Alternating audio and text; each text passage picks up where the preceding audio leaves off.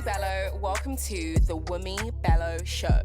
Every episode, I'll be bringing you unfiltered stories from old and new friends who've given me access into their most vulnerable and life-changing moments. Each conversation will take you on a therapeutic journey with laughter and refreshing relatability. Okay, I've got a legend in my house. Hi. Are you excited? How are you feeling? I'm good, man. I feel I'm a bit nervous. You're nervous, I know. Yeah. We've been talking about this off camera, like you're a bit nervous, but you're fine. Yeah. Like, remember we said we're in a safe space, we're in the zone. I've seen other videos. Yeah. And I see the way people pour themselves out. I don't know how I got here, but now I'm like... You're here. I feel like I manifested this. I kind of tricked you. You did, didn't you? Like, if we go back to when I first DM'd you, that was what, like 3 months ago? Yeah. And you were a bit like, yeah, but... Yeah. It's so soon, like, I'm not sure. Yeah. And then, now we're here. Yeah. Exciting, you excited? You did, well done. I'm proud, listen, I'm proud of me. Yeah. I'm proud. But you know what's mad about, like, just having you in my space, like, genuinely? Mm-hmm. When I think back to, and I'm sure you hear this from, like, a lot of people, but when I think back to when I was younger, like when I was like in year 7, year 8, year 9, year 10, like just my whole secondary chapter in my life, don't jealous me was a name. Like as in you just like, how are you black and you don't know about don't jealous me? Like how are you a youth and you don't know about don't jealous me? Like that's a video that all of us, were watching. And I remember just like, going to class and like, it would be like, did you watch that video yesterday? Yeah, like, how do you feel about that? So for me, this is a very like surreal moment. That it's like I'm speaking to a legend. How do you feel about that? No, you're not old. When you say that's in secondary school, and then I'm just calculating the age. Okay. No, not even in that sense. In the sense that like you made such an impact. Because the reality is like you started on this YouTube journey and like just this content creation journey at a stage where there was no real like name for it, no real understanding of where it could go, where it could lead you, or what it's about. So for me, like that's why I feel like I always call you a legend, because in my eyes, like you started this journey at a point where nobody was really doing it. Yeah. Do you acknowledge that? Do you feel like that? I don't like to think about it. Just because I don't like to put that pressure on myself. Why do you feel like that's pressure though? Because I feel like I have to like then if I focus on that instead of like just my talent and stuff, I feel like I'm at a stage where do you understand what I'm saying? Yeah, I do. So I just feel like to just continue really focus on the name. But when I'm reminded, it's nice.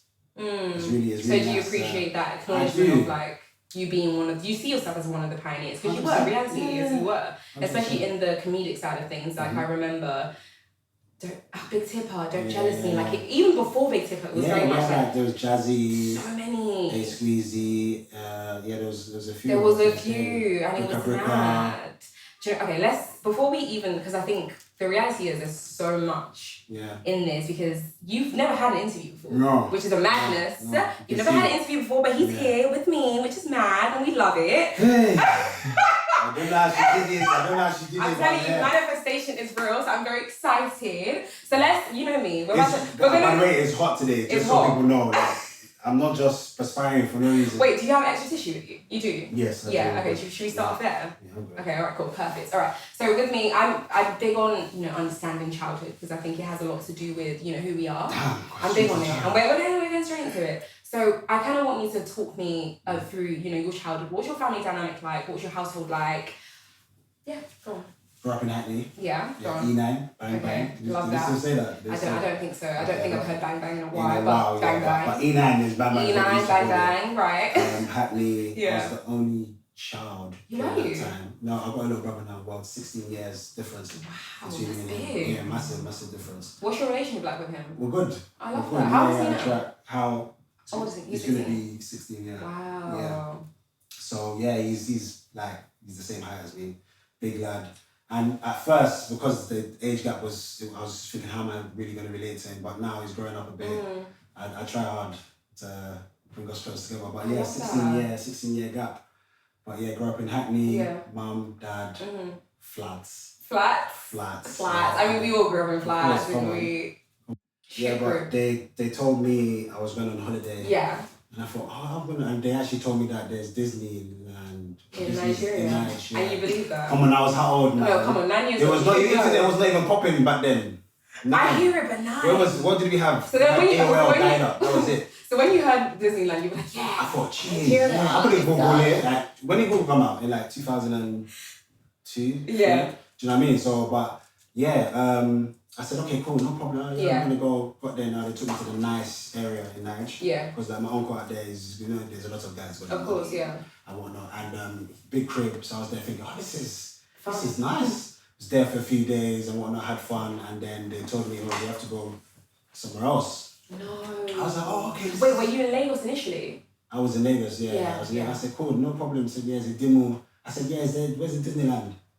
And they were like, oh yeah, no, it's on the way. It's on the way to demo. So I said, okay, cool, no problem. And yeah, so we went on the journey. Yeah. The potholes, everything on the road and whatnot. Got to these massive gates and whatnot. They've really planned everything. As they do. Gates, yeah, as they do. Gates and everything. I'm like, this is big Disneyland. I can't really see it inside. So the guy comes inside now and whatnot. See best students. See the whole uniform. Oh no. See all these shorts, all these trainers now. No. What's up? No. I'm like, okay, people are visiting. So, which is sightseeing. I got sent.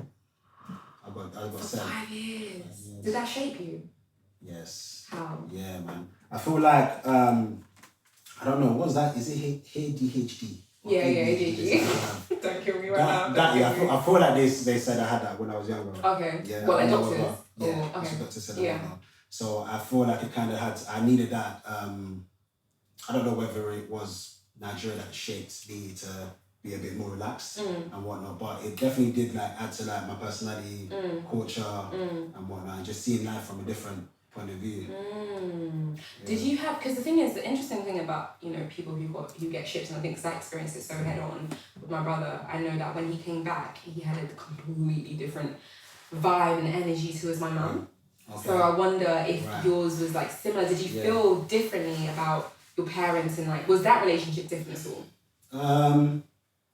Not really, if I'm being honest, and I say that because they were always there. Do you know what I mean? It wasn't like they left you. It wasn't like they left me. And even as I've exaggerated the story, Elizabeth, for entertainment purposes, as you do, it was all I was along the journey with them, and every holiday I would come back to London, chill with them and them, the ends, and then get shipped back again and whatnot. Wait, hold on. So they'll you'll come back into the country and then I was visiting the UK now. Oh my god, wait, so did you not try to convince them as you were here? I can't even, what happened? I think, do you know what? No, after a while I enjoyed it.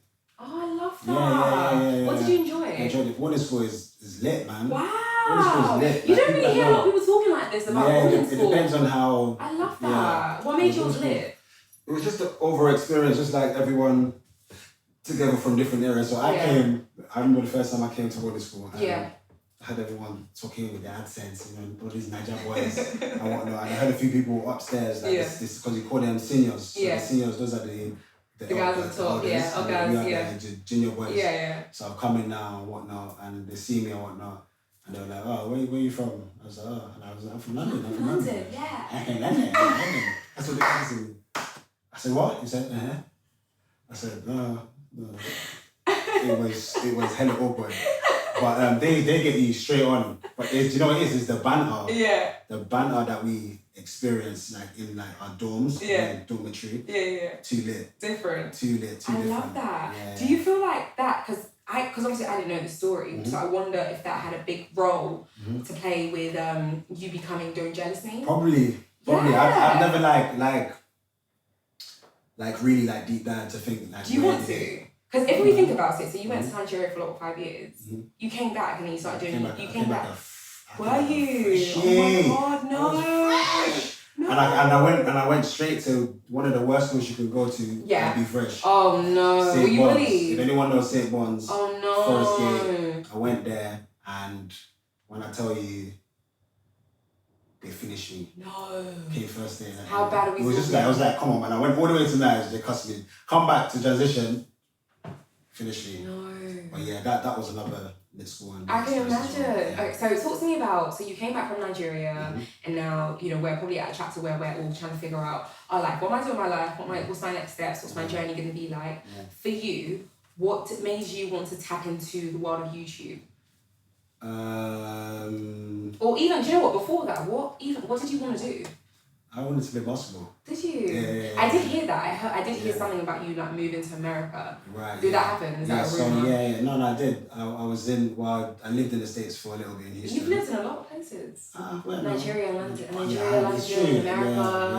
Yeah. You've experienced. How long were you in America for? I think probably like 7-8 months. Maybe 7-8 months. And I was there trying out basketball. Yeah. And the guys over there were like, we're gonna scout you and whatnot. Okay. I was like, oh my god, this is it. What I want. Really, like if you had been in my room, you would have seen basketball posters everywhere and whatnot. I love basketball. And got over there, they said they're gonna scout me and whatnot. Clearly it didn't work out, did it? didn't really work out with the geese. I didn't get a phone call back, so I just thought to myself, what am I gonna do? Because this is all I knew. How old were you at this point? How was I? This was so like 17, 18? Yeah. So I say by 18. By 18. But it didn't work out, so I came back and was like, oh gosh, what am I gonna do? And because academically everything was just zero. That's good. Always all my education wise. Not drama, I'm sure. Drama was drama. I was lit in drama. Everything else, I see in science. I see in science. And then the rest, when people ask me, I'm like, yeah. You know when you got your results, I was like, yeah. Everyone's like, hey, I'm like, hey. I love that.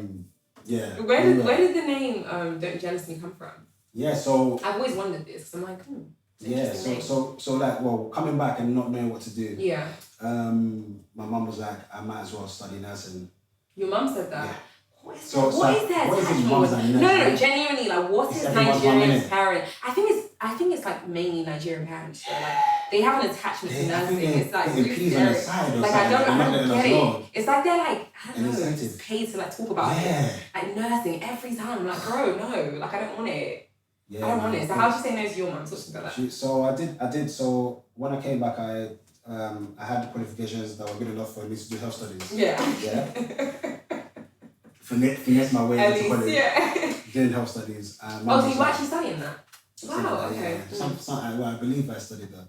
But anyways, so my mum was like, oh, she can help me out with my notes, etc. Like, don't worry, like they make good money and blah, blah, blah. You can do this, you can do that, and this is the stuff somewhere. Because like I said, I only wanted to play basketball. So then I was like, okay, cool. No problem, I'll do this and whatnot. Yeah. So I remember signing up and all of that and going to the classes and think, oh, this is pretty cool. The classes were fun and whatnot, teaching you how to, all of that. Give birth, all that. All of that. And were you like the only male in there? There was like 2 of us. Was that uncomfortable? Was it good? At first, I was like, rah, what am I doing? It's just me and my man. But then it didn't. You got over it. Yeah, I got over it. Yeah. And also, this is all I could do right now, so I might as well do something. Yeah. But then we had to go to placement. That's when everything changed. Go on, how? So placement, that's when you see everyone in hospital and whatnot. And wow. There was a man there, the toes were connected like this. Then there was another guy there, and I was like, listen, and I had to change one lady, and they said I had to change the nappy. Yeah. And I was trying my best, and I was like, no, you know what, I respect nurses. I respect nurses. I can't do it. I think after like the second shift, I hid in the toilet. No, you were like, I can't, this is for me. No. I hid in the toilet for time. Okay. For time, and then one day I thought, I can't do this. So I just dropped out. But I was still paying rents in the uni accommodation. No way. Oh, you dropped out of uni? Yeah. So I dropped out. But I was still. This is the start of yeah. So I dropped out, but I was still in a dorm. And did you say this to your parents? No, or you just I didn't. had no idea. You could never. So just, how's you? Yeah, it's fine. But my question is though, when you did drop out, what did you have a plan already in place as to what you wanted to do? No plan. Okay, you just knew that this wasn't the space for you. Yeah, I just dropped out, and I actually remember when I did drop. There was one day where I was just like, right, like, what am I doing with my life? Like I was really like confused and thinking like, right, okay, basketball didn't work out. Like, what am I actually? Was that a very fearful thought for you? It was It was fearful. It was a bit of anger as well. Just like, anger? Yeah, because... Why anger? Because I just kind of felt like I should be doing something, more. You know, you come from a Nigerian background, you want to make your parents proud, course, you want to do things to make your family proud. And it's kind of like I didn't know what I was doing. Yeah. So anyways, I just remember chilling one day and I was just so baffled. I was like, I remember calling one of my boys. I was like, bro, what's my day? Like, what can I do out here and whatnot? It's very emotional to him on the phone and whatnot. And he was just like, bro, you just gotta pray and whatnot. And I said, okay, cool, I'm gonna bust a prayer. Yeah. And whatnot, bust a prayer with Yemi at the time as well. Just like, Yemi! Yeah, Yemi's been there from early, man. Wow, so she's been in the journey. Damn. She's been there before I started on this. Oh, I love that. So was the prayer the point where you kind of got your answers to what you need to do? Yeah, so I remember like talking to him, talking to her and whatnot, just trying to figure out what I'm going to do myself and whatnot. I think I might have bust a few gangster tears. I hear it. You know what I mean? It's just like, I mean, it happens. What's I doing? What's I really doing? And then anyways, I bust a prayer and I remember like probably no one ever lied. Probably like the 2 days later, I went to the kitchen in the uni dorm with my friend. It was my friend's accommodation, so I went there, got a burger from his fridge. I always steal his food in uni, so he's got a burger. Yeah. Got to the room. His missus was in the room as well. Yeah. And I was just yamming the burger with just like normal bread, not burger bun. You know, the normal hovers. It's not a real burger. Yeah, road burger. So anyways, I'm munching the burger now, and she's laughing. Yeah. At the way I'm just tucking into the burger. Yeah. And I'm just like, what's funny? And then she's just like, she's recording me. Yeah. And I'm like, don't jealous me. But yeah. So I'm like, don't jealous me just because you haven't got a bug in your country. Why are you hitting? Oh my gosh. And she was busting up for time. Yeah. And I was like, I was still like just ranting on the camera, like what's funny? I can't remember what I was saying, just freestyling on the camera.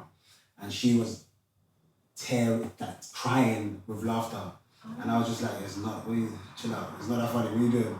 And then she was like, she wants to put this on Facebook. I was like, what? For the man to see me doing all of this, and I don't even know what I'm doing in my life, so now I'm just going to be doing.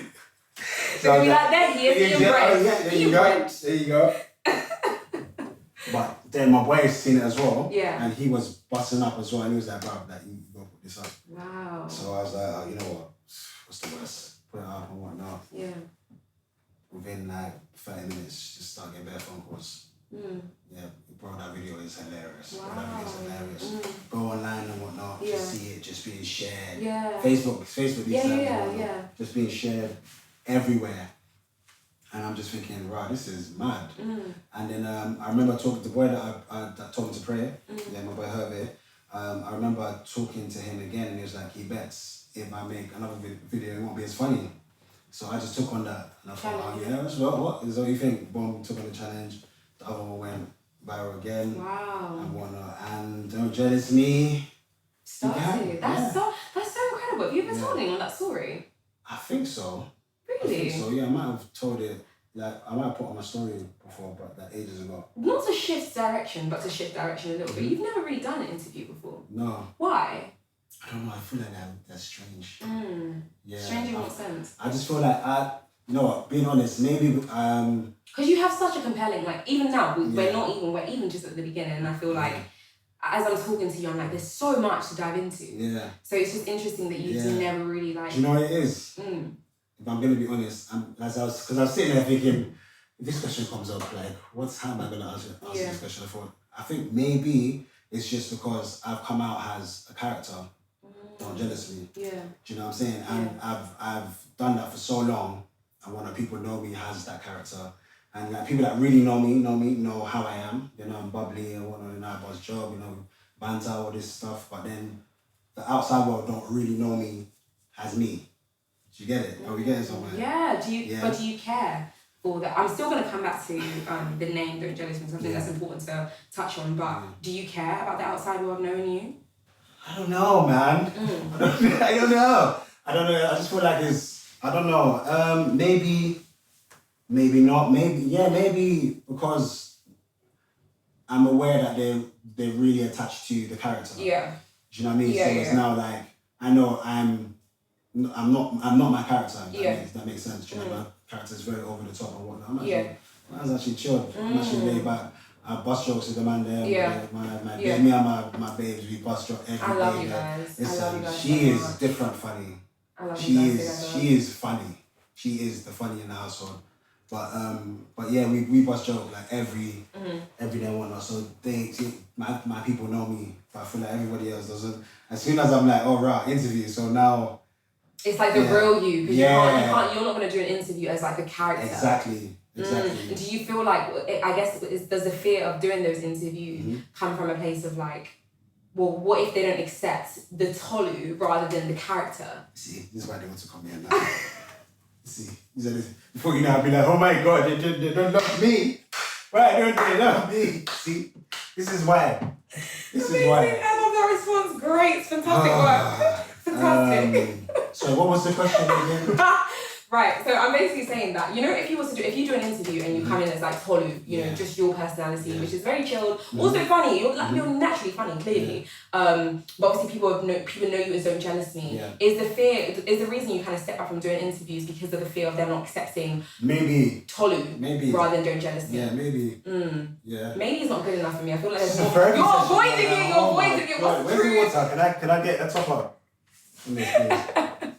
Maybe, I don't know. I feel like some close people to me would say, I don't know, man. No, go on, tell me. Some people close to you will say what? That I could be shy. Yeah. So like I said, coming behind, and that character, Don't Jealous Me, is a very big character. Huge one. Do you know what I mean? Like, itself as a character, do you know what I mean? It's so loud. And yeah, I don't know.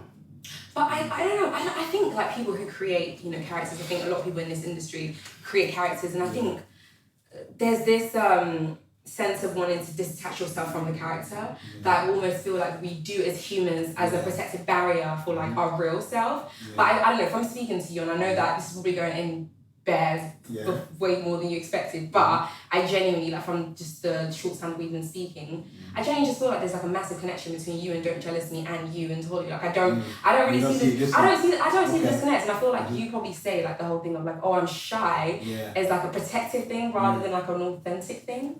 Ooh, maybe. Sorry to call you out like that, Maybe. but that's what I see. That's what I get. Do you feel like there's any truth to that? What do you think?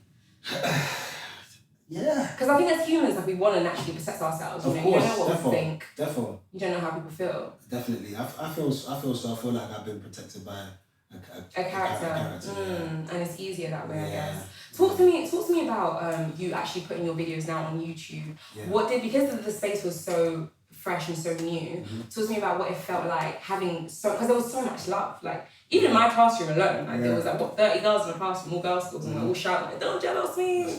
And you know what's mad? Like I was talking to Danette about this, and I was just like that. For a lot of us, that was like the first time that being very like openly African and having that African accent was like.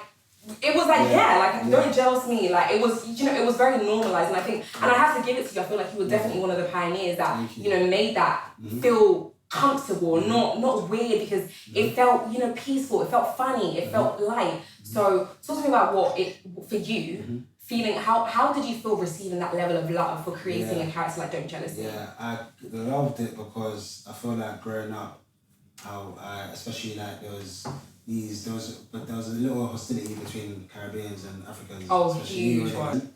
I wanted to be Jamaican. Like badly, as in begging, gagging for it. Gagging for it. I mean, like, my hair's curly sometimes. Was it weird receiving that level of love from the audience in the UK space? What do you mean? Like, because you're creating, you know, videos where you're being very African and you're putting on the accent and it's very natural to you, and a lot of people are very receptive to it. Like, you were getting crazy views. Like, people were loving it, people were laughing. So was it because that industry was so new, like having that public audience where people were watching you and they're like, "We love you," like, did that feel weird to you? No. No, it didn't really feel weird because I feel like I kind of like traveled along with the audience as it grew. Okay. So like when it first started, it got the reaction, like it did go viral.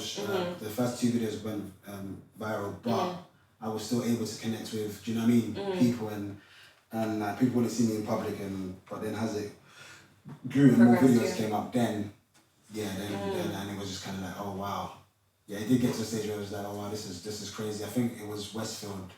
Yeah, one of the days at Westfield when I went to Westfield and I'm just going to Westfield, innit? I'm just going to Westfield. Yeah. And I got swarmed there. It was ridiculous. Yeah, the security had to take me all the way around the back. Yeah, it was crazy. Wow. Yeah, it was crazy. That's when I thought, this is a lot of people. This is mad. Did that make you want to push more?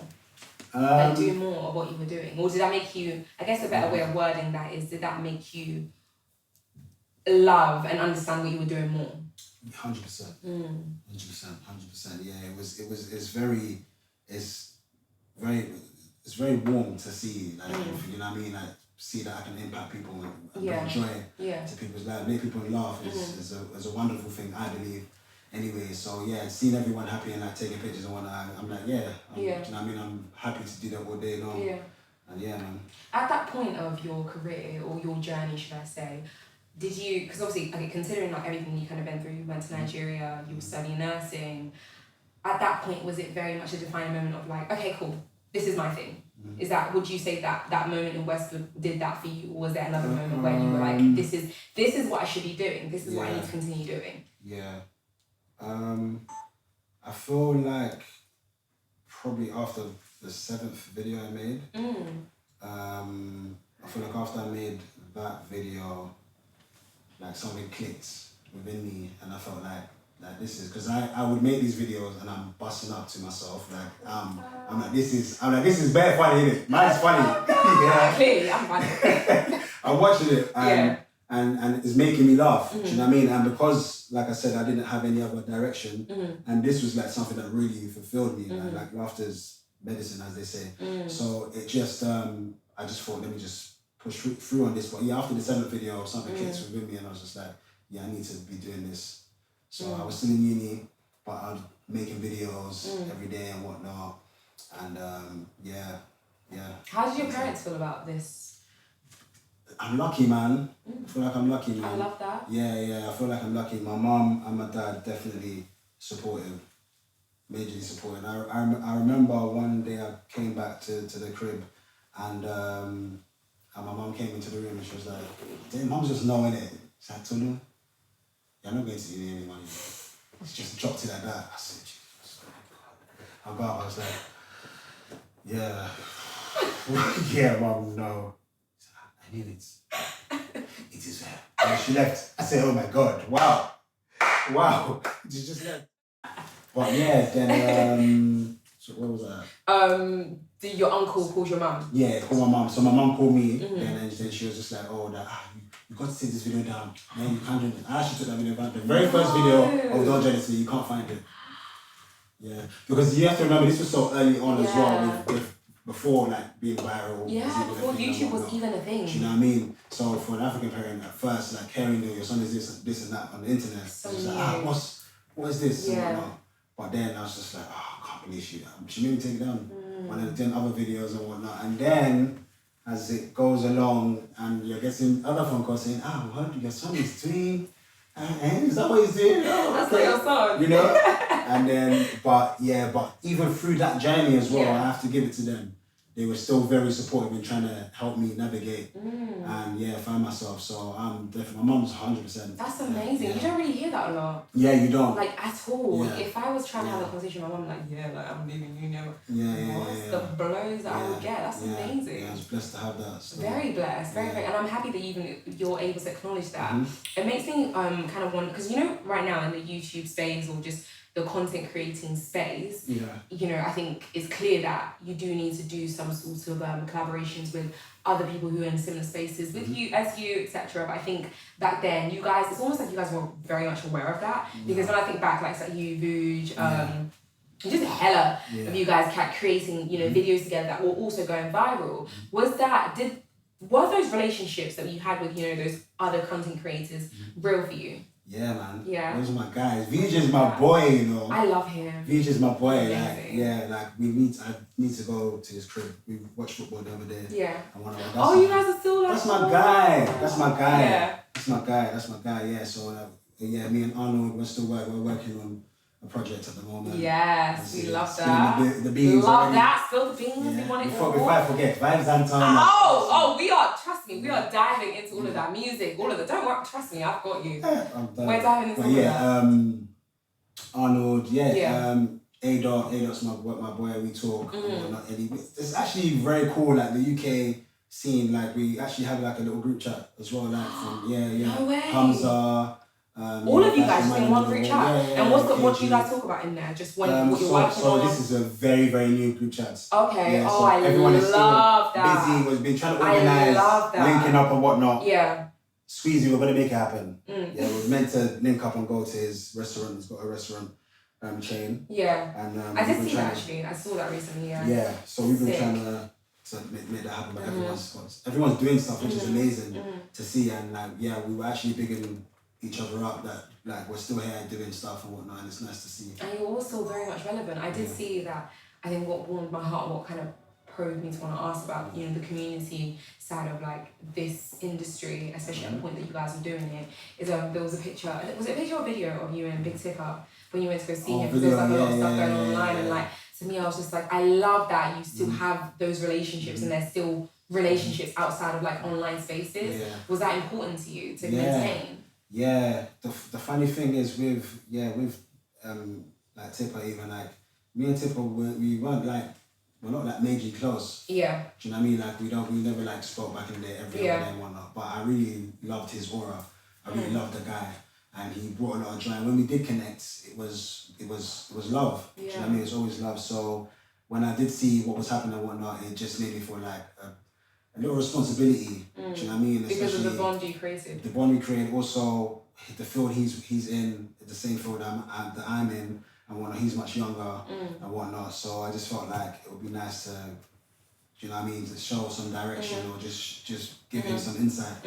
And I thought. Can I ask? Did you not to go into, you know, what he's going through or what he was going through at the point that you went to go see him, but when you mentioned that, you know, a similar field, that makes me think that perhaps you also had a moment in your journey where you kind of felt... You're good. Yay, you're good. Wow. Swear down. Okay. Don't kill me. Don't throw me off. Okay, right. Wunmi Bellow, hello. Hello, Wunmi Bellow. Okay. I like that. That was good. Oh my gosh, guys, let's note that. I love that. Transition. Alright, transition. No, but to get back to serious stuff, but it does make me wonder that, you know, the reason that you kind of felt like you needed to step in at that point, because when you're in a similar field with someone, it's because you've also experienced some of the stuff they've experienced, the trauma, the good, the bad, the every aspect of it. So for you, did you have a moment similar to Tipper's in a sense of like just not really knowing what's going on and like where you're diving into, especially because I keep mentioning this because I think it's so important that you started out in the industry at a point where nobody was doing it. There was no sense of direction, there was no way of navigating, there was no way of understanding where am I going, who am I seeing, what makes sense. You're just kind of, it's a vibe, like you're just kind of going with the flow. So did you stepping into, you know, speak to Tipper stem from understanding exactly where he was at because you've been through something similar? Yes. Talk to me about that. Yes. So I feel like it was maybe first season of Man Like Me Being, which is on Netflix. Streaming. Love that. It's still streaming now. It's still streaming. Love that. Stream that. And I remember during that time I was filming and Yemi was about to give birth. Wow. Yeah. So she was at home, but I was in Birmingham. Yeah. So, and at the same time during that period, my mum was in hospital. And she was going through a little something and she had to have surgery and whatnot. So there was my mum, and can you imagine the same hospital? Too much. Same hospital. Jesus Christ, So there was so much going on in my life at that period, and I went through it. I definitely went through it. What does went through it mean?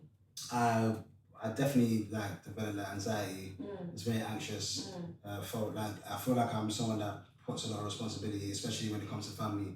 Like I want to do everything. I want to make sure everyone's well. If no one's not good, I'm not good. Do you know what I mean? So I feel like that was made me very, very anxious. Like I would have panic attacks, like in the middle of the night, like because I remember having to leave Birmingham Yeah. and go home. They allowed me to go home for the birth of Tiwa. And yeah. We're gonna talk about it. And then after that, the next day I had to go back to film. So I'm seeing my newborn on FaceTime. You know what I mean? I'm on FaceTime looking and whatnot. I'm thinking, oh my gosh, like I want to be here as well. At the same time, mom's in hospital, trying to make sure she's well. At the same time, thinking, okay, I need to. What am I doing after this? I need to navigate this now because I've got a child now and whatnot. And so there was just so much going on during that time. And I was very, very, very anxious. What did I feel like I was go on. I think there's obviously a lot of conversation about anxiety, depression, and everything attached to that. For you, because I think the feeling's very different to everybody. Mm-hmm. Not to get too personal, but to get personal. Mm-hmm. What did your moment at the height of like your anxiety? Mm-hmm. What did it feel like? I feel like I was going to die. Really? Yeah, because I remember like being in Birmingham and like trying to sleep for time, not being able to sleep because I'm anxious, and then finally sleeping, but then within my sleep I'm having a panic attack. Within my sleep. Wow. So I'm like waking up now. Wow. Yeah, and my heart is all over the place, and I'm thinking, oh my God, what is this? And I remember having to go to the hospital. Yeah, I went to the hospital and whatnot. They did all the shim, or scan me and everything. They were like, yeah, brother, your thing is separate. So I had to stay there for a bit, and yeah. How long were you staying there for? I stayed there for 2 days. Were they aware of what was going on? No, they were trying to find out. But were you, but internally, like for yourself, did you already know where the problem or the feelings came from? Yeah. Yeah. Were you able to express that to them or anyone? It's hard to explain, isn't it? It's kind of hard to explain, especially because it was so fresh at the time. It was just like so much and whatnot. So they were just kind of like, yeah, you just need to relax and whatnot. Can I ask a question? You can always be honest. Oh God. No, it's not bad. It's okay. Because the thing is, I think there's a difference between men and women, right? Mm-hmm. I think as a man, like you said, there was a responsibility of like, you've got your wife, you've got your daughter, you've got your mum who's also in hospital, and you're a man, which is a whole other responsibility to handle, right? So you've got all these 4 things under your umbrella. Did being in the hospital and them, doing the test on you and knowing internally like what your battle is, like knowing the truth and the core of like your battle, was it hard for you to kind of like be honest about where the depth of like your issue coming from because of your responsibility as a man? Yeah, therefore I like to hold it down, innit? Yeah. And not let anyone know what the real. I feel like that's definitely a problem that a lot of guys have. We don't want to just express ourselves, but sometimes that's all you need to really do. Yeah. But yeah, I feel like I took on everything and had in my mind the responsibility, like you said, as a man. I need to do this. I need to make sure everything's right. I need to be here. I need to be there, and it takes a toll on me. So what did you do to combat that? How did you get to the other? Because is it right to say that you're on the other side of that now? Okay, so what did you do? What steps? Well, I did take medication for my anxiety. Yeah, took medication. I love that you're being so honest about it. Yeah, it's mad. Are you surprised? I am. Okay. I'm shocked. I'm proud of you. Yeah, I think this is important. Yeah. So I took medication, and during that, obviously, lots of prayers, lots of meditating, lots of meditating, breathing in, breathing out, everything, reading books and whatnot, just trying to get my mind right and correct and whatnot. And eventually I pulled myself together, and when they got up was. How long was that healing stage for you? I'd say it took a while, man. It took a while. I'd say probably 8 months, maybe longer, Is that because I think, and I had this written down in my notes, but is that the period where you kind of went quiet a little bit online? Yeah. Where like, because I feel like there was definitely a shift between like T-Boy. Do you know what? Let's just kind of dive into that, right? So there was. I love the way you always. Let's just a little pivot here and there. Okay, so obviously I think there was definitely like a transition where you you know, very much like Don't Jealous Me on YouTube, various videos like that we all loved, you know.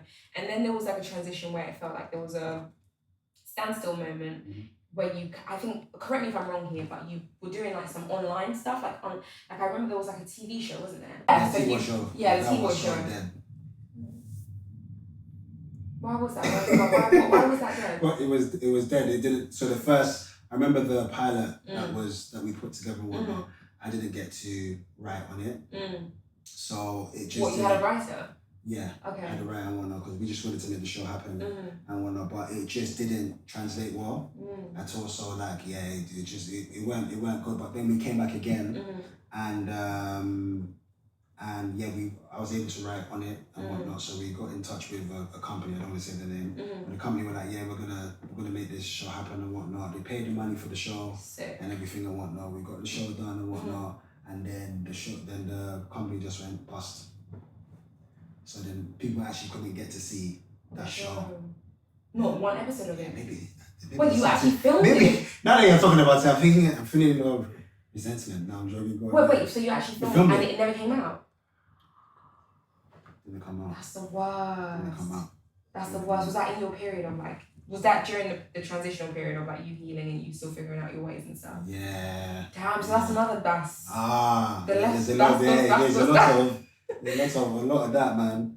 Yeah, so it was kind of like, but yeah, and I feel like I'm able to take L's, take the L's, you move on and move on. You know how the game goes, and but yeah, I definitely say it definitely affected me. Yeah. On the topic of like, I don't want to call it taking L's, right? Because I think I don't know, I just think growth is that probably the better word for, you know, that side of things. But I think with this journey, and I always say that the interesting thing about being someone who's like in a public eye is that people are able to follow your journey as much as you show them, or even as little as you show them, right?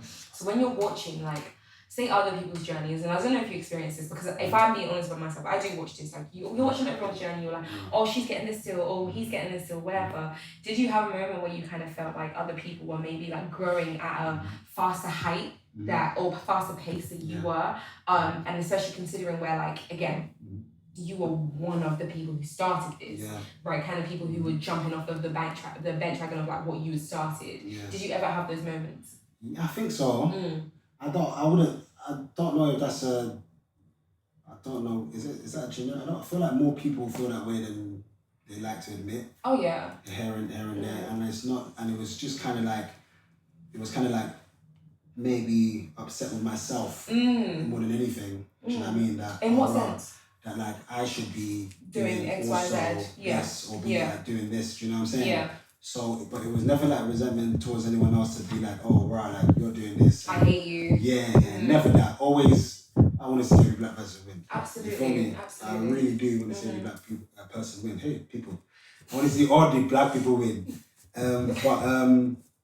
But yeah, myself, like just sitting down and thinking, right, like, yeah, I could be doing this, but then I always catch myself and be like, come on, this is your journey, bro. And when everyone's got their journey, and whatnot, be happy for everyone and just focus on your journey. But definitely, I feel like, a lot of people have that thought of just wanting to do that for yourself and maybe translate in the wrong way. Would you say, because I know that you obviously love your wife, and I always say that, you know, I love you guys' relationship because I watch it so much. No, darling, like, you know, watching your YouTube videos together, I feel like even from some of the stuff that you've said today, I feel like she was a very important part. That's my G. Of like your healing, like your transition in this crazy space that we're in. How see her, nothing bothers that baby. You know? Really? She's just one militant soldier, bro. She's a G.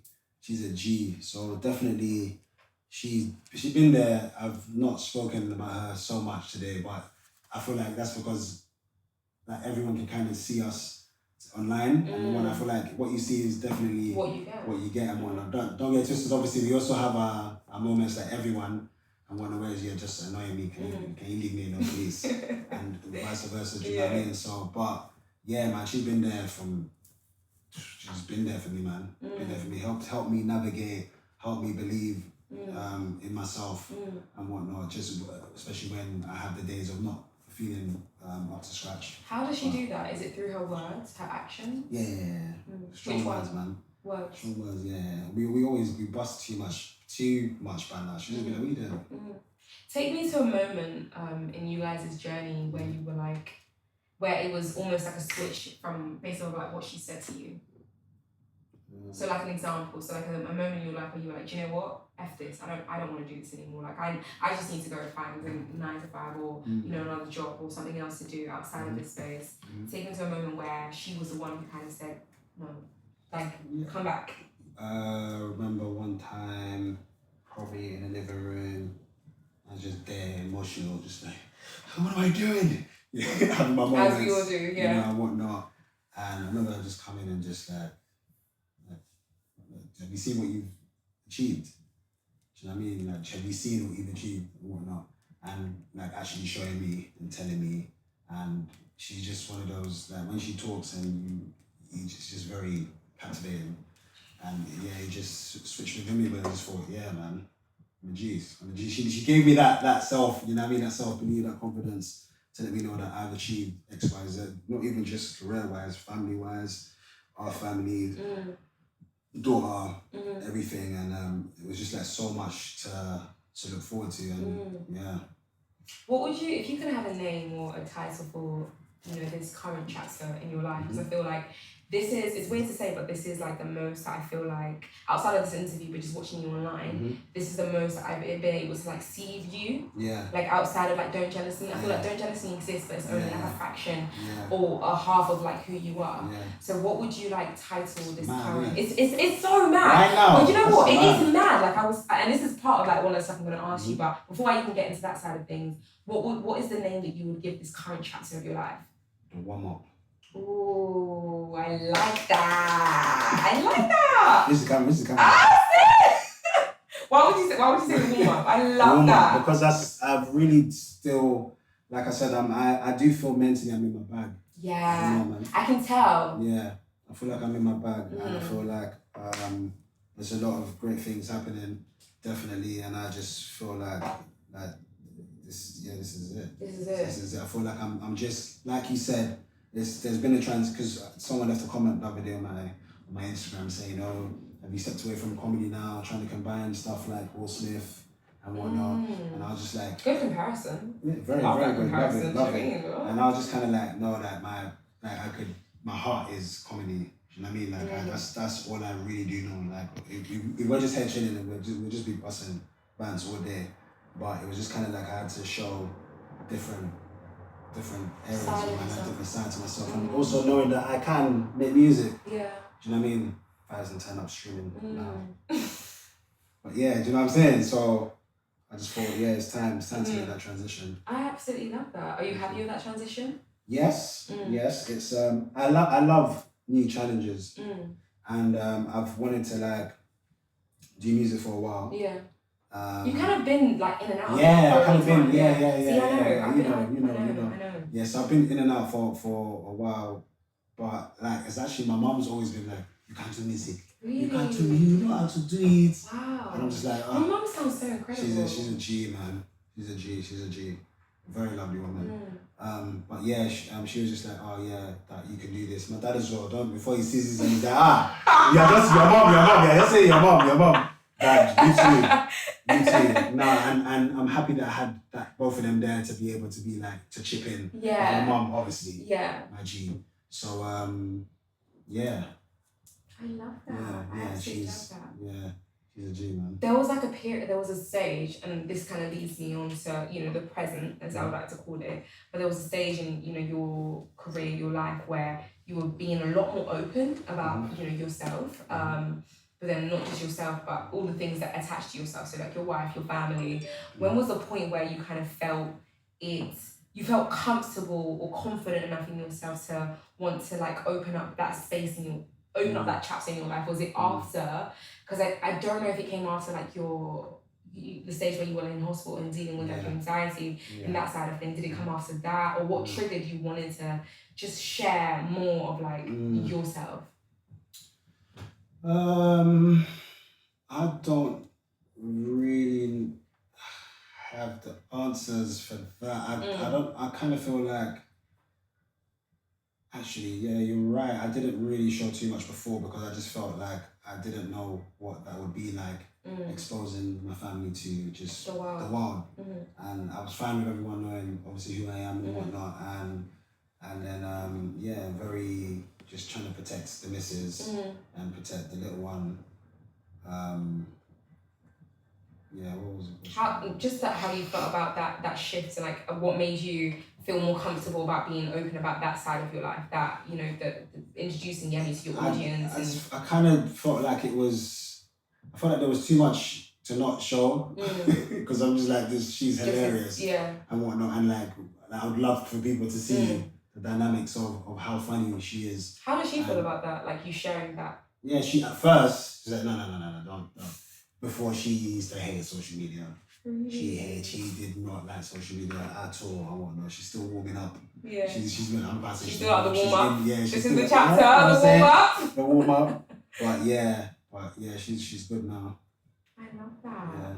And do you feel like this is something that you guys want to continue kind of sharing? Because I think there's like, even when we were talking, you know, within our team, if I'm being honest with you, like, remember I was saying that she was supposed to be here and be a part of the conversation, but I felt like it was a separate conversation that needs to be. That would be hilarious. It would be. We still need to do it, by the way. We're still going to do it, but it's a separate conversation. But what was I getting at here? And that's my G. The energy I feed off with her. I love that. You can even see it. Like when I was watching some of you guys' videos together, I was like, wow, like there's clearly like you know, a chemistry and like just a genuine like friendship outside of even like a relationship. Definitely. There's like a friendship at first, you know, in here. So do you feel like part of like your journey and like as you progress, you know, in your career, having her as like a part of that is going to be the main tool for you? Behind every man. Man is, what's the saying? Successful.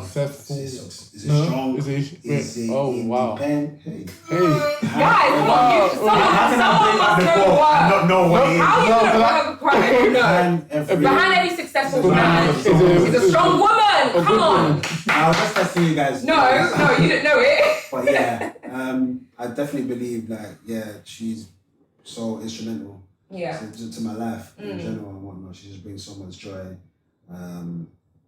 She's such a lovely person and whatnot. And I see that in my daughter as well now. Yeah, she's a mini version of both of us. Oh my gosh. And she's something else, man. She'll come here and just start dancing here. She's hilarious, so funny. I'm looking at her like, you are 3. How are you so? Do you know what I mean? Like you're. Full of lie. Have you been here before? Don't lie to me. Like she's so little, but so much personality. I love that. So much personality. I love that. Yeah. What's it like being a father? Because this is like a whole different chapter now. Yeah. It's mad. Yeah, love it, man. Love it, man. What a blessing. Yeah. Do you know what I mean? Yeah. What a blessing to just see them grow, to just everything. It's crazy. What's the best part of being a father for you? I feel like just with Tiwa, it's just her development. Definitely, like, just seeing her. She's light years ahead and whatnot, and it's just amazing. Like just seeing her and spending time with her as well. Because I loved her. I know her a lot. She'd be there chilling, just watching like one and mini force or whatever. She loves all this stuff and whatnot. So I'll come in there and just start pulling her leg, and she'd be like, "Oh, Daddy, stop!" And she put her down and she'd be like.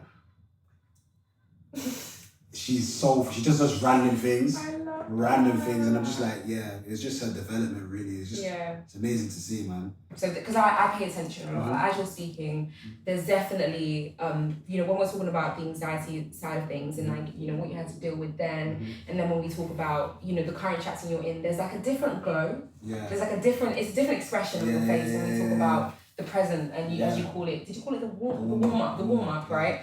There's a different expression on your face when you talk about that. Would you say, or is it right to say that this is currently like the best chapter for you? Yes. Yeah? Yeah, you can really tell. Therefore, yeah. Why is that? Why is it the best? I just feel like I'm in my bag. I'm really in my bag. Like I feel like with everything that I'm doing, I'm connecting the dots, and I'm also just learning within the L's as well. Yeah. Do you know what I mean? Like I'm really not trying to take anything personal in life in general. I'm just really, people know me, I'm all about good energy. Yeah. Protecting my vibe and whatnot. And yeah, that's where I'm at the moment. I can't lie, like I wasn't expecting like this level of like honesty Yeah. from you. Not to say I wasn't expecting it, but I think it's just so refreshing because like you said, like there's a character and then there's the self. Yeah. You know, I know that you do a lot of reading and I know that you're very in tune to, you know, that side of things. So it makes me wonder, like when we think about you being in your bag, I know that, you know, you're obviously like in the music space right now and I know that brings you a lot of joy and you've got your song out right now and I know that we're gonna talk about that, we're gonna talk about that. So talk to me about the transition into music. Obviously I know you touched on it a little bit that you know you were doing music before. What made you decide that this is a chapter where you wanna, because I feel like now it's not just I might just drop a song. Now it's more like intentional. I'm dropping a song. I am an artist who's also a comedian, who's also got multiple, you know, layers to me that I'm now in a position where like I'm able to completely express. So why do you feel like now is the time where you're like, yeah, music, hello Hans, this is me? I feel like music was just haunting me. Yeah. Haunting me, just just because like I said, I did with Double, I was in the studio and whatnot. I worked a lot with P2J, who's Kid's guy and whatnot, sick producer. We worked on a few projects, and then I kind of just, like I said, went ghost with it and whatnot because I didn't see it. I didn't see myself making music like properly. Why? I don't know. Was it I fear? feel like, Was it fear? Of like people not appreciating or acknowledging like. No, because when I did those songs, I was just enjoying myself then and whatnot and just not really thinking too much about it. But then like later on down the line, like I said, there was just urge to just like get back in the studio and just like actually make music. Not even like to release it, just just go make music and whatnot. So I was hitting up guys and whatnot and producers and whatnot. Finally got in the booth with man like Q. You know what I mean? Q the producer. If you know, you know. And P the plug. And sorry, I've lost my mind. You were talking about you knowing that this is the time for you to dive into music. Yeah. So I was just in the studio and just working with these guys and just getting better at the craft and listening back to the tunes and thinking, rah, like this. I knew this was something. I knew this was within me and I just wanted to express it. And I kind of felt like the real reason why I really then did it is because a lot of people told me it wouldn't be, not possible, but it would be very hard, especially because I've done comedy. To now do comedy and now be taken seriously as an artist, or like to, do you know what I mean? Like to show, hi guys, I'm an artist and whatnot. It can look really cheesy. Do you know what I'm saying? If not done properly, it can be very cheesy. So, and I mean, man, I love the challenge. I love the challenge. They challenged me to make my second video, if you remember. That's why I did it. But I love the challenge and I took it on.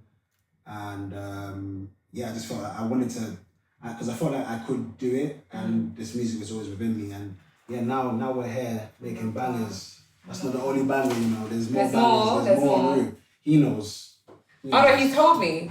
He's like, he comes into the studio, we're working, How are you feeling about it? Are you nervous? You excited? I love it, man. I love it. What's the music saying? It's sounding good. You happy with what you're hearing? I love that. I played him Vibes and before it came out. And whatnot. So small world, isn't it? Really and truly. Oh no, I was supposed to tell you that. Like he already told me. Yeah. I love that. So I've been working. This is where we're at right now. So where does that leave comedy for you? So I'm working on a project with Arnold, and that's all you guys are gonna get with that. Okay. Yeah. But it's. But I know. Okay, so you've got that project, but I feel like I wouldn't be doing, the audience justice, your audience, my audience justice without asking if we're going to get anything similar to what we were getting with the Don't Jealous Me videos that we're getting back in the day, where it's just yourself, and you're just talking, ranting about what you're going through, whatever. Yeah. Are we going to get that? Maybe, that's so true. How are you doing this stuff that you're doing? I don't know. Because I was thinking about this earlier on. Yeah. So I don't know whether Siri or... How do you know that? Do you know what? That was one of the main questions I wanted to ask you.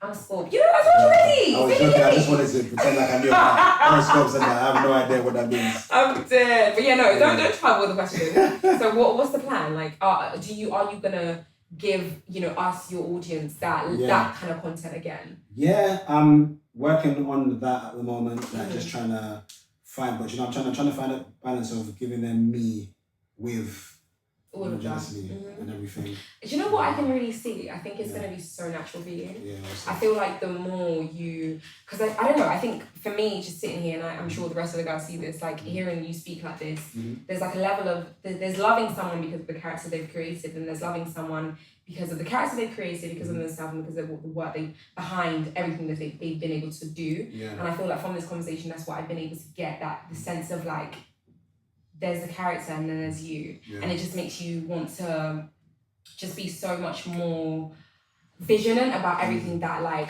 Tolu creates rather than like Don't Jealous Me creates. Right. Does that make sense? Yeah. Do you understand that? Yeah. And I hope that from this, if there's like anything from this conversation that I kind of want you to kind of like take from this, is that we want to see those videos, and we do want to see, like, because I find you so funny, and I want to see those videos, and I think even you just being here, like, we've all been laughing, like, we don't, not to say that no one I've interviewed has been funny, I love you guys, I love everyone I've interviewed, love that, but I will say, like, I've been laughing, like, this whole conversation, so, I don't know if you, like, needed that little, like, jab of, like, acknowledgement of, like, we want to see that, and I hope that comes. Yeah, you're good, man, you're good.